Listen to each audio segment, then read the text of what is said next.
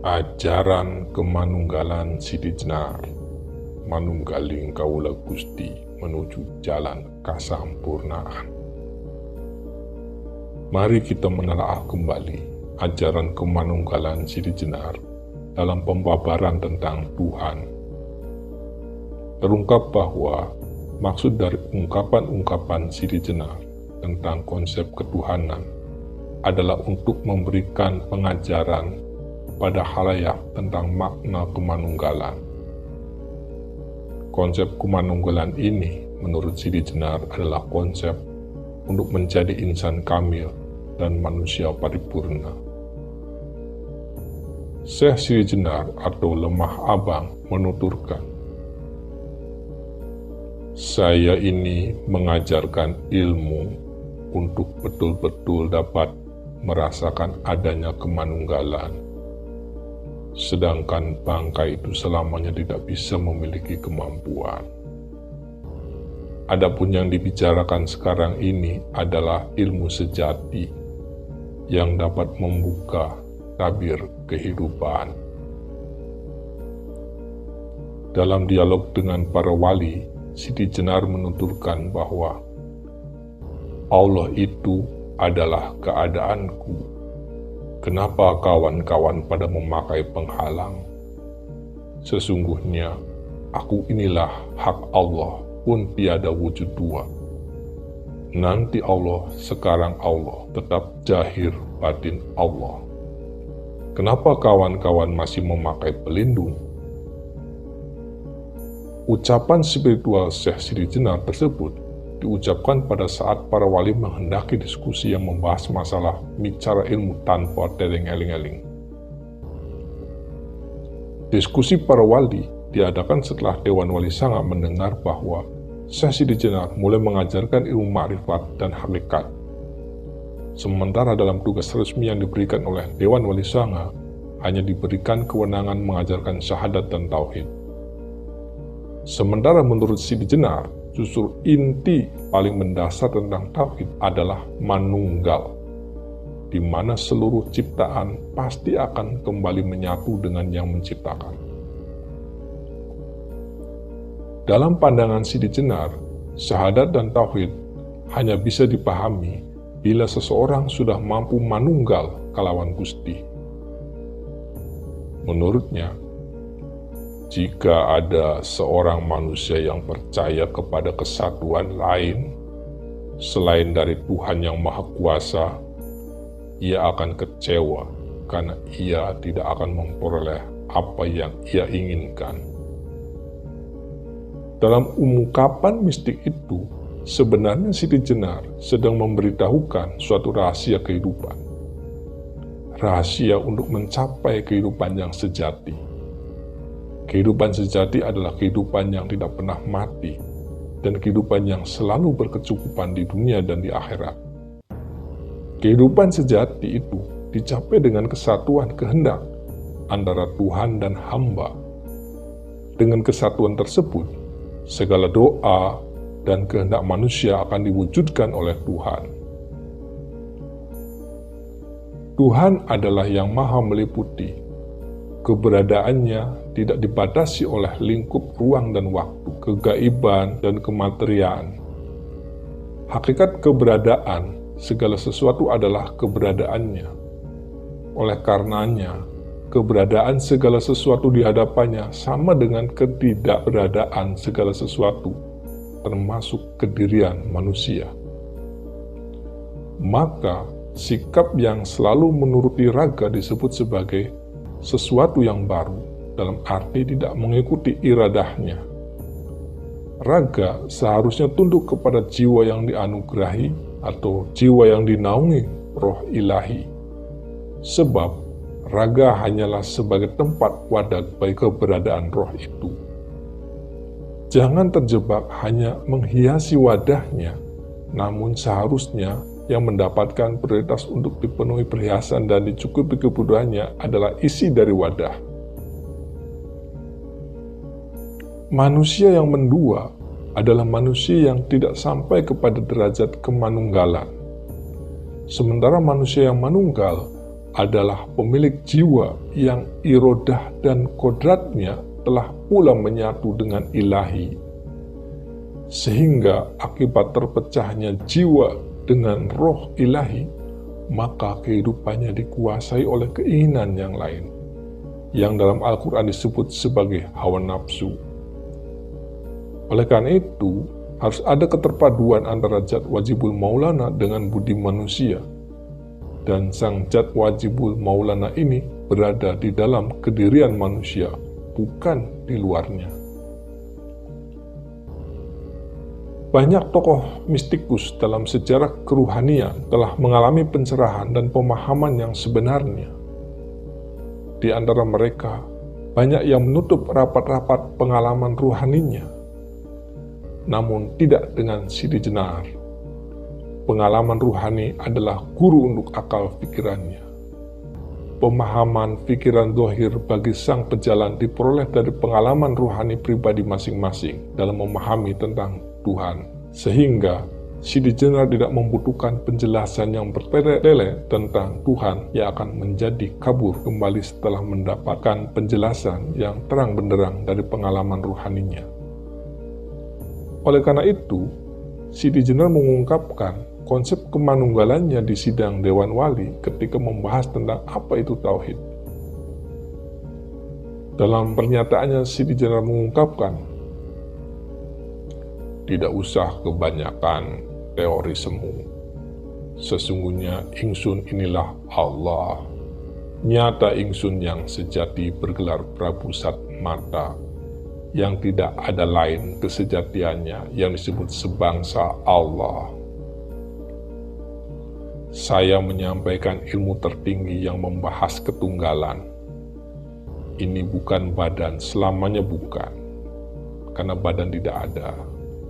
Yang kita bicarakan ialah ilmu sejati, dan untuk semua orang kita membuka tabir.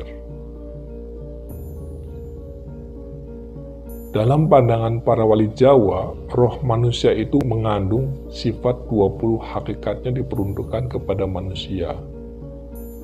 Berdasarkan pembagian sifat 20, disimpulkan bahwa roh manusia itu ada wujudnya, yaitu berupa cahaya yang terang benderang. Hal ini dikarenakan roh manusia adalah bagian dari Maharoh. Hakikat sesungguhnya dari wujud Allah adalah cahaya di atas cahaya, sehingga roh manusia yang merupakan bagian dari Maharoh, wujudnya pun adalah cahaya. Dengan kata lain, roh manusia adalah percikan dari cahaya Allah yang disebut dengan istilah nur insan. Sedangkan Allah sering disebut dengan nur Allah. Sidi Jenar menjelaskan tentang Tuhan lebih disederhanakan dibandingkan para wali yang menjelaskan tentang konsep Tuhan yang dipandangnya absurd dan kabur. Menurutnya, konsep tentang Tuhan itu harus mudah dipahami, sederhana, dan dapat dibuktikan. Menurutnya, jika Anda menanyakan di mana rumah Tuhan, jawabnya tidak sulit. Allah berada pada zat yang tempatnya tidak jauh, yaitu bersemayam di dalam tubuh. Tetapi hanya orang yang terpilih yang bisa melihatnya, yaitu orang yang suci. Yang widi itu merupakan suatu wujud yang tak terlihat mata, dilambangkan seperti bintang-bintang bersinar cemerlang. Warnanya indah sekali. Ia memiliki 20 sifat, seperti sifat ada, tak bermula, tak berakhir, berbeda dengan barang-barang yang baru, hidup sendiri, dan tidak memerlukan bantuan sesuatu yang lain, berkuasa, berkehendak, mendengar, melihat, ilmu, hidup, dan berbicara. Sifat-sifat Tuhan yang berjumlah 20 itu berkumpul menjadi satu wujud mutlak yang disebut Dat. Selanjutnya, Syekh Sidi Jenar menganggap Hyang Widi Tuhan itu serupa dengan dirinya.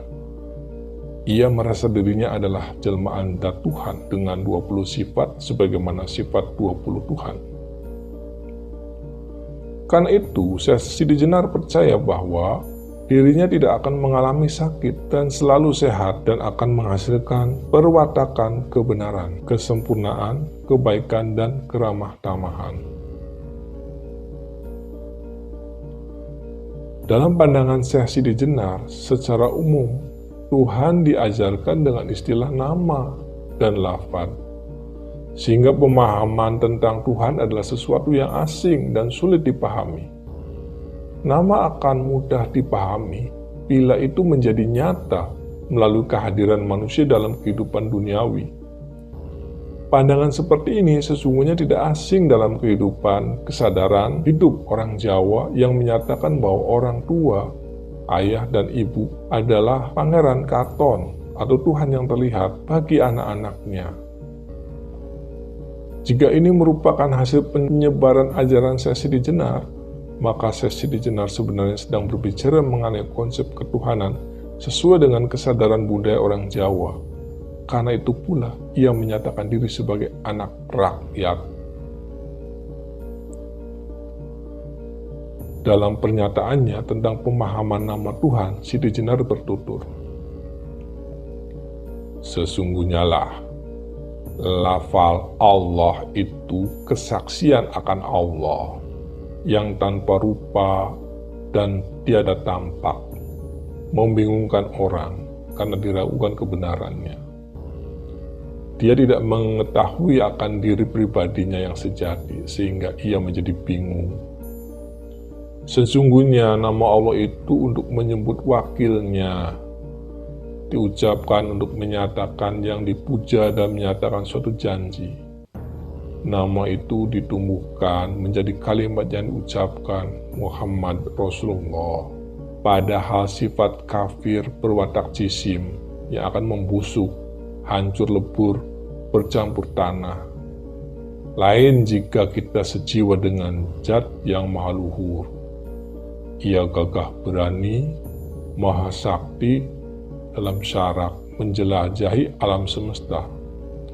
Dia itu pangeran saya, yang menguasai dan memerintah saya, yang bersifat wahdaniyah, artinya menyatukan diri dengan ciptaannya. Ia dapat abadi mengembara melebihi peluru dan anak sumpitan.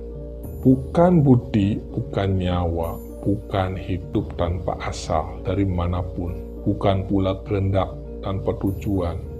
Dia itu yang bersatu padu menjadi wujud saya. Tiada susah payah, kodrat dan kehendaknya. Pergi kemana saja, tiada haus, tiada lelah tanpa penderitaan, dan tiada lapar. Kekuasaannya dan kemampuannya tiada kenal rintangan. Sehingga pikiran keras dari keinginan luluh tiada berdaya. Maka timbullah dari jiwa raga saya kearifan, kebijaksanaan, tanpa saya ketahui keluar dan masuknya. Tahu-tahu saya sudah menjumpai ia, sudah ada di sana. Dalam penjelasan tentang lafal Allah memperkuat dasar ajaran manunggaling Kaula Gusti Sidi Jenar, bahwa belajar tentang Tuhan itu bukan dengan cara mempelajari konsep-konsep yang menggunakan akal budi, sebab selamanya akal budi tidak akan mampu menjangkau sesuatu yang maha sakti. Akal budi bersifat kafir dan berwatak jisim, yang akan membusuk dan lebur bercampur tanah. Jalan satu-satunya untuk dapat memahami tentang Tuhan adalah dengan cara manunggaling Kaula Gusti. Jiwa yang manunggal dengan Gusti akan mampu memahami kehendak Tuhan. Jiwa seperti ini menurut Sidi Jenar adalah jiwa yang arif dan bijaksana. Tanpa kita menghendaki apapun, bila kita sudah bersatu dengan Gusti, maka kita akan menyaksikan diri kita yang arif dan bijaksana. Menurut Sidi Jenar, yang widi, kalau dikatakan dalam bahasa di dunia ini, baka bersifat abadi, tanpa antara, tiada erat dengan sakit ataupun rasa tidak enak. Ia berada baik di sana maupun di sini, bukan itu, bukan ini. Oleh tingkah yang banyak dilakukan dan yang tidak wajar menuruti raga adalah sesuatu yang baru. Segala sesuatu yang berwujud yang tersebar di dunia ini bertentangan dengan sifat seluruh yang diciptakan, sebab isi bumi itu angkasa yang hampa. Sesi Dijena juga menuturkan, yang widi, wujud yang tak nampak oleh mata, mirip dengan ia sendiri. Sifat-sifatnya mempunyai wujud seperti penampakan raga yang tiada tampak. Warnanya melambangkan keselamatan, tetapi tanpa cahaya atau teja, halus, lurus terus-menerus, menggambarkan kenyataan tiada berdusta, ibaratnya kekal tiada bermula. Sifat dahulu yang meniadakan permulaan karena asal dari diri pribadi. Dalam pemahaman ini mengartikan pribadi adalah pancaran roh, sebagai tajali atau pengejawantahan Tuhan, dan itu hanya terwujud dengan proses wujudiyah, manunggaling kawula Gusti. Sebagai puncak dan substansi tauhid, maka manusia merupakan wujud dari sifat dan zat yang widi itu sendiri. Dengan manusia yang manunggal itulah, maka akan menjadikan keselamatan yang nyata, bukan keselamatan dan ketentraman atau kesejahteraan yang dibuat oleh rekayasa manusia berdasarkan ukurannya sendiri. Namun, keselamatan itu adalah efek bagi terjawantahnya Allah melalui kehadiran manusia. Proses terjadinya keselamatan dan kesejahteraan manusia berlangsung secara natural atau sunatullah, bukankan hasil sublimasi manusia baik melalui kebijakan, ekonomi, politik, rekayasa sosial, dan semacamnya sebagaimana selama ini terjadi. Hal-hal yang bersifat baka, langgeng tak menjalankan proses evolusi, kebal terhadap rasa sakit dan sehat, berada di mana-mana, bukan ini dan bukan itu. Mukhalafah lil hawadisi artinya berbeda-beda dengan segala wujud barang baru yang terdapat di dunia, bertentangan dengan sifat jenis ciptaan dalam bumi dan angkasa.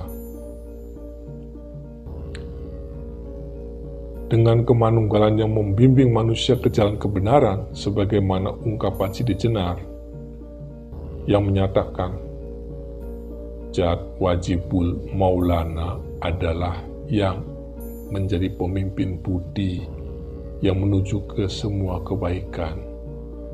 Citra manusia hanya ada dalam keinginan yang tunggal. Satu keinginan saja belum tentu dapat melaksanakan dengan tepat, apalagi dua. Nah, cobalah untuk memisahkan Jat wajibul maulana dengan budi, agar supaya manusia dapat menerima keinginan yang lain.